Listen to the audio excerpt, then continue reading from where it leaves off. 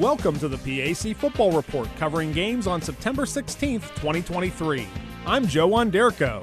This week we will take a quick look back at Week 2 action in the Presidents Athletic Conference, while also previewing Week 3 contests this coming Saturday. Week 2 of PAC football action saw three teams, defending champion Carnegie Mellon, Grove City, and Washington and Jefferson, each improved to 2-0 with league wins. The Tartans posted their second straight shutout, blanking visiting Saint Vincent 38-0. Grove City overcame an early deficit to win at Waynesburg 43-27, while W&J rolled past Bethany 42-7.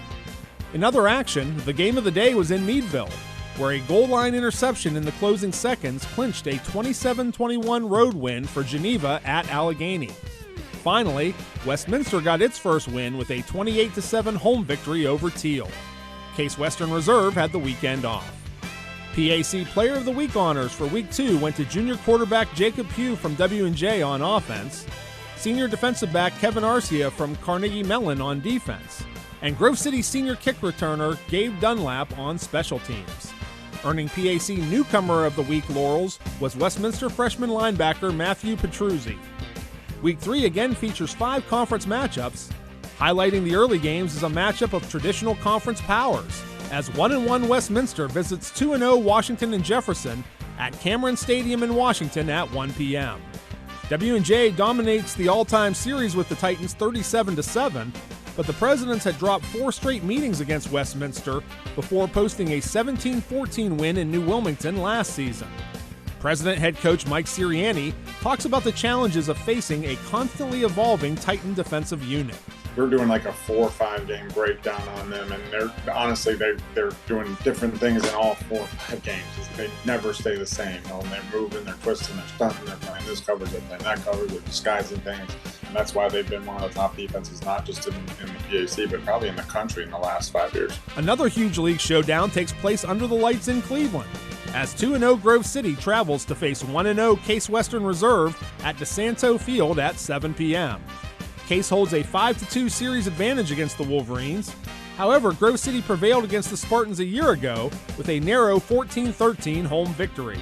For Spartan head coach Greg Debeljak, having the bye week in Week 2 allowed his squad extra time to prepare for this week's key matchup. We use the bye week to prepare for Grove City, to tell you the truth.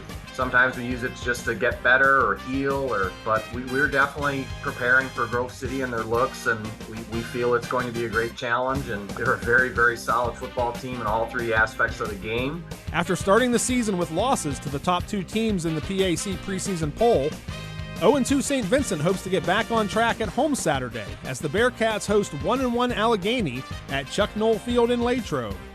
It is only the 3rd all-time meeting on the gridiron between the programs.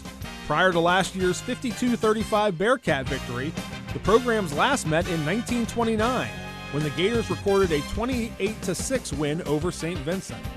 Bearcat head coach Aaron Smetanka talks about the keys to victory for his squad on Saturday against Allegheny.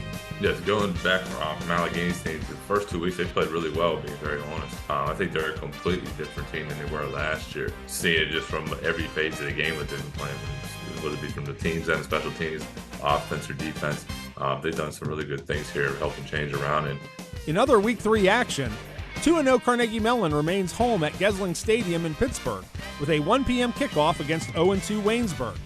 The Tartans lead 14-5-1 in the all-time series between the programs, which dates back to 1907. Last season, the Yellow Jackets gave the unbeaten Tartans a scare before CMU prevailed 27-20. Finally, 2 teams in search of their first win battle in Greenville, when 0-2 Teal hosts 0-2 Bethany at Alumni Stadium at 1 p.m.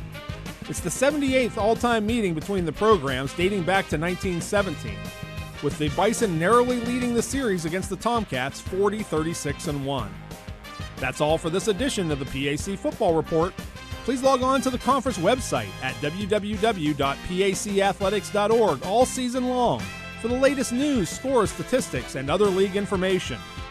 You can follow us on social media via Facebook, X formerly known as Twitter, and Instagram.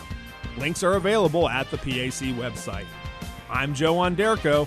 Thanks for listening, and we'll see you at the stadium.